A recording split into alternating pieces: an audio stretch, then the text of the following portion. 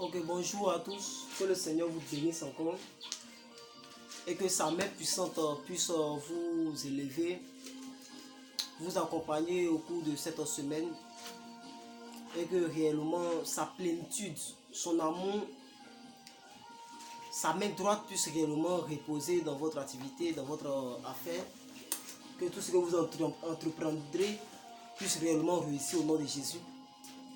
Voilà. Cette vidéo est intitulée La rencontre avec Christ. Voilà. La rencontre avec Christ. Voilà, Christ a dit à quelque part là dans Matthieu 24, si vous voyez bien.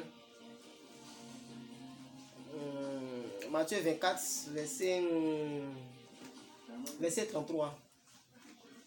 Il dit, de même, vous aussi, quand vous verrez tout cela, sachez que le Fils de l'homme est proche à la porte.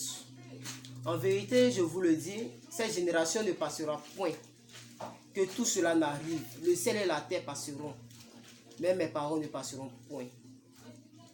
Amen. Mais mes paroles ne passeront point. Voilà la rencontre avec Christ.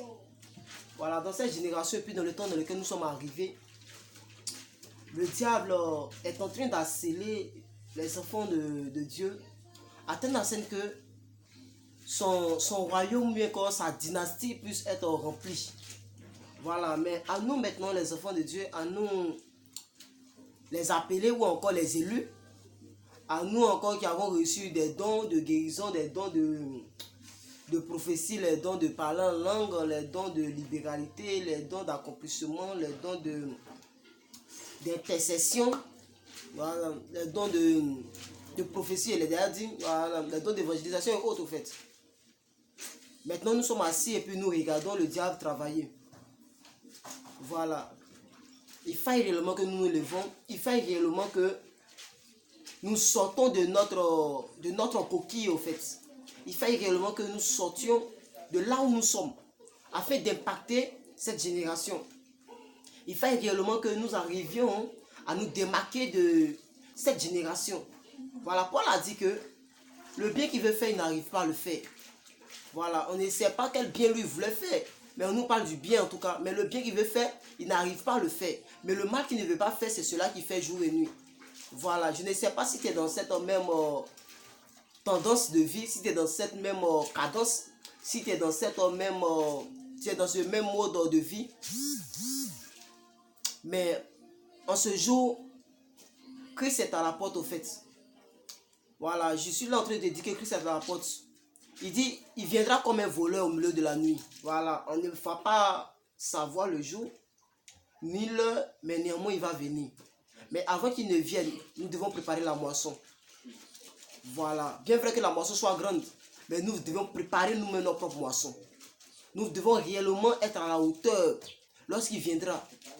Afin que lorsqu'il dira, où sont mes fidèles, on puisse réellement leur dire, Seigneur, tes fidèles sont là. Où sont mes enfants, on puisse réellement répondre que tes enfants sont là. Bien-aimé, c'est de toi qu'il s'agit aujourd'hui.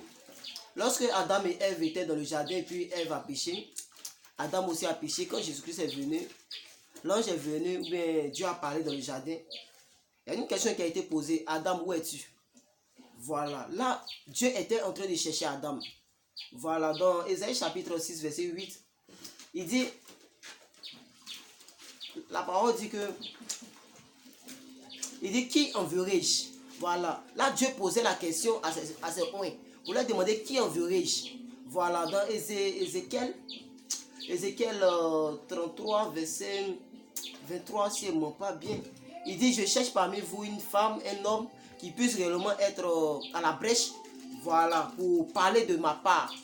Voilà, mais en ce moment, les gens sont là, ils sont assis, les personnes sont assises, on ne sait pas réellement dans quelle tendance, on ne sait pas réellement dans quel mode de vie ils veulent rentrer. Mais d'où vient quand même le fait que Christ en ce jour a besoin de toi, au fait qu'il est en train de regarder cette vidéo. Christ a besoin de toi. Abonnez-vous réellement à la page. Voilà. Voilà la page. Abonnez-vous à la page MEJC.